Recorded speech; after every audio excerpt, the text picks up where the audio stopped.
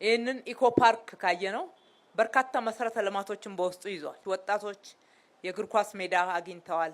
መጪው ትውልድ ላይ ነው እየሰራን ያለነው። የበለጠ ትውልድ ግንባታ አካል ነው። ህፃናት በጣም ቦርቀው የሚጫወቱበት ደሃ ሀብታም ሳይል እንደ ልብ ገብተው የሚጫወቱበት በተለይ ክፍያ የሚገባው ቦታ አካባቢ ላይ መሄድ የማይችሉ ህፃናት እንደዚህ በእኩልነት ስሜት አካባቢያቸው ላይ መጫወት መቻል ቀላል አድርገን አንመለከተው። ትውልድ ነው የምንገነባውና የተገነባ ትውልድ ሀገር ይገነባል። ረጃጅም የወክዌይ መንገዶች አሉበት።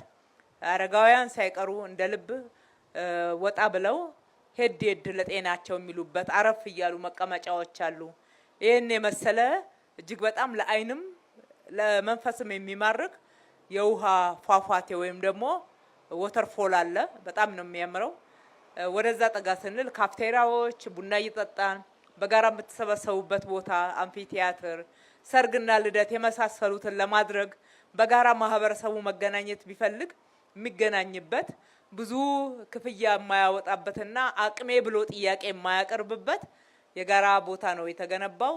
በእውነት እንደዚህ አይነት በጣም በትልቅ ትጋት በአጭር ጊዜ ተገንብቶ ለውጤት በመብቃቱ እጅግ ደስ ብሎናል። እሱ ብቻ አይደለም፣ ልማቱ አካታች ልማት፣ ለሁሉም የሚሆን ልማት ሆኖ መሰራቱ ሌላው ትልቅ ግብአት ነው።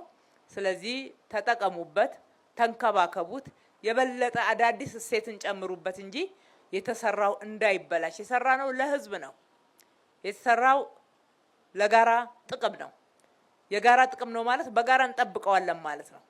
የኔ ካልሆነ ምን አገባኝ ሳይሆን የኛ ስለሆነ በጋራ ሆነን የምንንከባከበው የምንጠብቀው የበለጠ ያለማን አካባቢው ላይ ሁሉ የምናሰፋው ነው የሚሆነው። ምህዳሩንም የመጠበቅ ከተማዋንም ከጎርፍ አደጋ ከመሳሰሉት የመጠበቅ ብዙ ጥቅም አለውና ተጠቀሙበት። በዛው ደግሞ እንክብካቤያችሁን ጨምሩ አደራ ማለት እወዳለሁ።